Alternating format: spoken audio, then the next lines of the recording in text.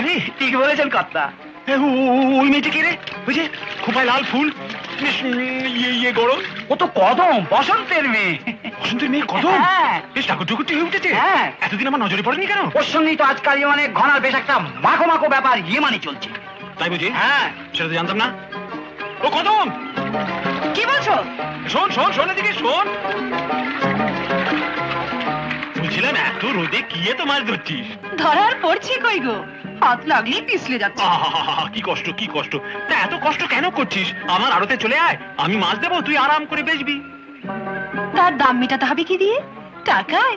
তাই গায়ে গতর। বাবু, এই মেয়েদের মধ্যে কেষ্ট সেজে কি করছো?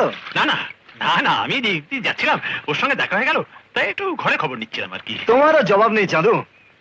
মেয়ে ছেলে দেখলেই খবর নিতে ইচ্ছে করে, তাই না? যেদিন সবাই মিলে তোমার খবর নেবে, লাজে গোবরে হয়ে যাবে। ঠাট্টা করছে, তুই আজকে ঠাট্টা করতে শুরু করেছিস ঘনশ্যাম। আচ্ছা আমি চলি। যাও যাও।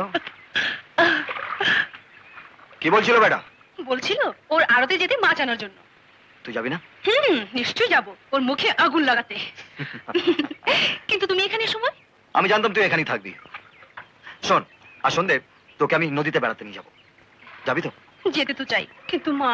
আহা, তুই তৈরি থাকিস, কাকিমাকে আমি পটিয়ে নেবো, ঠিক আছে? ডান দিকে ডান নেই, চেপে ধর। ব্যাস, তুই এইভাবে ধরে রাখ, আমি তোর কোলে একটু মাথা রেখে শুই। দিন রাত খেটে খেটে তুই খুব ক্লান্ত হয়ে যাস না রে? না না, ক্লান্তি আর কই। ব্যাস, আর একটা বছর দিন রাত খেটে লঞ্চের টাকাটা শোধ করে দিলেই লঞ্চটা আমার হয়ে যাবে। তারপর মাছের আড়ত খুলবো। তারপর? তারপর দেনা মিটিয়ে বাবার ওই জমিটা ছাড়িয়ে নেবো। তারপর? তারপর তারপর একটা সুন্দর বাড়ি বানাবো। তারপর? তারপর আর কি, বাড়ি হলেই বউ। এই গরিবের ঘরে আসবি কত? এই গরিব যদি আমাকে গ্রহণ করে, তাহলে আমি আর গরিব থাকবো না রে, রাজরানী হয়ে যাব। কদম,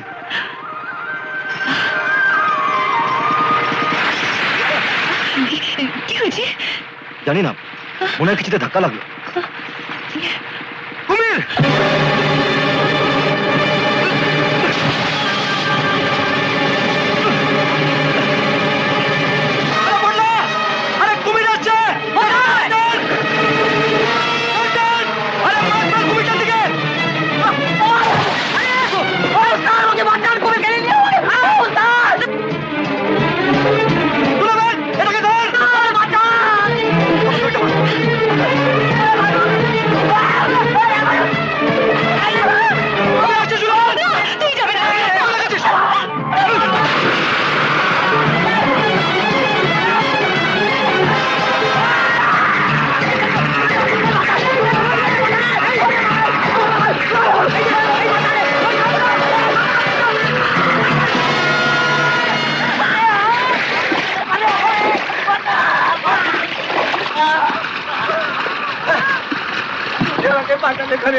আমার ছেলে মেয়ে তোমাকে দোয়া দেবো।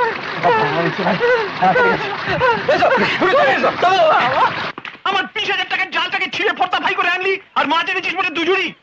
কি করবো মহেশ বাবু, কোত্থেকে একটা কুমির এসে জালটা কেটে দিল। তুই সেই কুমিরটাকে ঘাটাতে গেলি কেন? রে বাবা, নৌকো উল্টে আমাদেরই খেতে যাচ্ছিল, তুমি বলছো কুমিরটাকে ঘাটাতে গেলি কেন? 20,000 টাকার কি হবে? আরে বাবা, লোক মরে গেলে কি হতো? কি হতো? লোক মরে গেলে আবার কি হতো? কিছুই হতো না, ঘোড়ার ডিম হতো। তো তোমার পয়সারও ঘোড়ার ডিম হবে। একটা মানুষের জীবনের দাম তোমার 20,000 টাকার চেয়ে অনেক বেশি। জ্ঞান দিচ্ছিস? জ্ঞান দিইনি, বুঝিয়ে দিচ্ছি। তাহলে তোরা বুঝে রাখ, যতদিন আমার জালের দাম না উঠে আসছে, ততদিন তোরা কেউ মাছের দাম পাবি না। ঠিক বলেছেন কর্তা, জালের দাম তো উসুল করতেই হয়। যখন মালিকরা কথা বলে, তখন চাকর বাকরদের মুখ বুঝে থাকতে হয়, তাই ওটা বুঝিয়ে দিলাম। আর শোনো মহেশ বাবু, মাছের পয়সা তো তোমাকে দিতেই হবে। চল বড়লা। সালামের শাসি গেল। কর্তা, আপনি ওই শালাকে লাই দিয়ে মাথায় তুলে যান, আমাকে মেরে গেল। আবার মাথা থেকে পায়ের তলায় ফেলে পিষে দিতেও আমি জানি। তবে যে গরু দুধ দেয় তার চাট মাঝে মাঝে খেতে হয় তো। ওর চালের দাম তো আমি এমনিই তুলে নেব, ওর বাপের ফসল বেচে। ও জামাল, ভালো করে নিয়ে আনি দে, দেখিস না কত ঘাস হয়েছে জমিতে। ঠিক আছে কর্তা। আরে বাহ, সব যে গ্রিন আর গ্রিন। ডাকতো বুড়োটাকে। এই ভুবন, কর্তা ডাকছেন। কি খবর মাল্লা বাবু? আসুন আসুন আসুন, নমস্কার। নমস্কার ভুবন, তুমি যে চারিদিকে একেবারে সবুজ করে তুলেছো, খুব ভালো আবাদ হয়েছে দেখছি। সবই ঠাকুরের দয়া। ঠাকুরের দয়া? ঠাকুর কিন্তু তোমাকে দয়া করেনি, দয়া করেছেন আমাকে। এসব ফসল কেটে আমার গোড়ায় পাঠিয়ে দেবে, বুঝেছো? এইসব কি বলছেন মান্না বাবু? ঠিকই বলছি। তুমি দেনার টাকাও দিলে না, সুদও দাওনি, সুতরাং আইন মোতাবেক এই ক্ষেত এখন আমার। মান্না বাবু, 5 বছর হাড় ভাঙা মেহনত করে এই বাজার জমিতে এবার আমি ফসল ফলিয়েছি। আর 3টে মাস যেতে দিন, আপনার সব দেনা আমি মিটিয়ে দেব। এই কটা দিন আমাকে দয়া করুন মান্না বাবু। বেটা আমাকে শাসিয়ে যায় আর বাপ বলে দয়া করো। কেন, ওরা কিছু করেছে বুঝি? আমি ওর হয়ে মাপ চাইছি। ঠিক আছে, কিন্তু পিঁপড়ে পাখা গজায় মরবার আগে এই কথাটা ছেলেকে বুঝিয়ে দিও। বুঝিয়ে দিয়ে মা, আমি একটা নদীতে ডুব দিয়ে আসি। তাড়াতাড়ি আসো বাবা, রান্না হয়ে গেছে। এই যাবো আর আসবো। এই ঘোড়া, হ্যাঁ বাবা। তুই দেশ তো মানুষের সাথে ঝগড়া করে বেড়াস কেন? আমি আবার কার সঙ্গে ঝগড়া করলাম? মহেশ বাবুকে তুই কি বলেছিস? ওটা মানুষ নয়, জানোয়ার। কালকে গাঙে একটা কুমির সুলেমানকে খতম করে দিচ্ছিল। ওকে বাঁচাবার জন্য মহেশবাবু জালটা ছিঁড়ে গেছে। আরে ওর তো ভাগ্য ভালো ছিল, প্রাণে বেঁচেছে। কিন্তু ওনার মানুষের প্রাণের থেকে জালটা বড় হয়ে গেল। আমার জাল ছিঁড়ে গেছে, আমার হ্যান হয়েছে, আমার ত্যান হয়েছে, আমাদের পয়সাও দেয়নি। বুঝলাম, কিন্তু মহেশ বাবুর লোকটা খারাপ। ও ভালো করতে না পারলে মন্দ করতে পারে। তুমি তার জন্য কিছু ভেবো না, ও শালাকে আমি দেখে নেবো।